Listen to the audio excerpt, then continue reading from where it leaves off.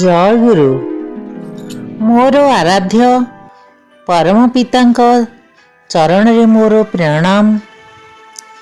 ଶ୍ରୀ ଶ୍ରୀ ଲକ୍ଷ୍ମୀ ମାଙ୍କ ଚରଣରେ ମୋର ପ୍ରଣାମ। ମୋର ଏହି ନାରୀର ନୀତି ବାଣୀ ଶୁଣୁଥିବା ସମସ୍ତ ଗୁରୁ ଭାଇ ଓ ମା' ମାନଙ୍କ ଚରଣରେ ମୋର ଜୟ ଗୁରୁ। ମୁଁ ଆଜି ଶ୍ରୀ ଶ୍ରୀ ଠାକୁରଙ୍କ ଶ୍ରୀମୁଖ ନିଃସୃତ ନାରୀର ନୀତିର 76 ବାଣୀ ଆପଣମାନଙ୍କ ଆଗରେ ତୋଳି ଧରିବି। ଭୁଲ ଥିଲେ କ୍ଷମା ଦେବେ। ନାରୀର ନୀତି 76 ବାଣୀ। ବିବାହରେ ବହନ କ୍ଷମତା। ପ୍ରକୃଷ୍ଟ ରୂପେ ବହନ କରିବାକୁ ହିଁ ବିବାହ କୁହାଯାଏ।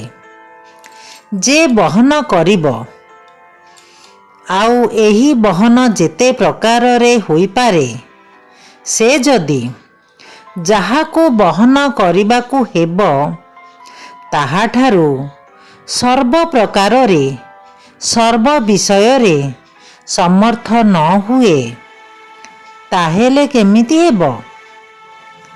ଯାହାଙ୍କୁ ତୁମେ ତୁମର ସର୍ବ ପ୍ରକାରରେ ବହନ କରିବା ପାଇଁ ପ୍ରାର୍ଥନା କରୁଅଛ, ସେ ତୁମର ସେ ପ୍ରାର୍ଥନା ପୂରଣ କରିବାର ଉପଯୁକ୍ତ କି ନୁହନ୍ତି ବିବେଚନା କରି ନିଜକୁ ଦାନ କର।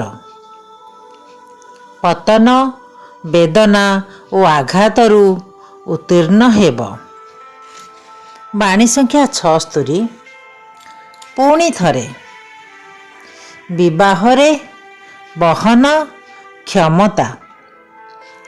ପ୍ରକୃଷ୍ଟ ରୂପେ ବହନ କରିବାକୁ ହିଁ ବିବାହ କୁହାଯାଏ। ଯେ ବହନ କରିବ, ଆଉ ଏଇ ବହନ ଯେତେ ପ୍ରକାରରେ ହୋଇପାରେ, ସେ ଯଦି ଯାହାକୁ ବହନ କରିବାକୁ ହେବ ତାହାଠାରୁ ସର୍ବ ପ୍ରକାରରେ ସର୍ବ ବିଷୟରେ ସମର୍ଥ ନ ହୁଏ, ତାହେଲେ କେମିତି ହେବ?